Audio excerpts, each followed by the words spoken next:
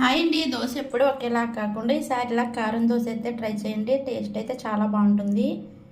ముందుగా ఒక గిన్నె తీసుకొని అందులో కొద్దిగా వాటర్ పోసుకొని ఒక 3 ఎండుమిర్చిని నానబెట్టుకోవాలి.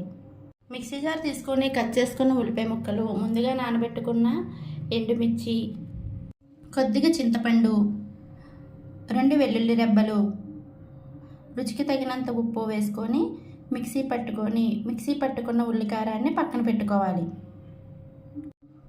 స్టవ్ అంటించి పెనం పెట్టుకొని పెనం బాగా వేడెక్కిన తర్వాత దోసల పిండితో ఇలా దోశలా వేసుకోవాలి.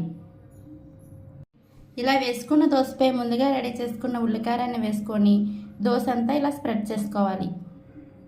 ఒక 10 సెకండ్స్ పాటు దోశను కాలనివ్వాలి. ఇలా కాలిన తర్వాత దీనిపై నూనె కానీ నెయ్యి కానీ వేసుకొని మరొక 5 సెకండ్స్ పాటు ఈ దోశను కాలనిచ్చి తర్వాత సర్వ్ చేసుకుంటే ఎంతో టేస్టీ అయిన కారం దోశ అయితే రెడీ అండి.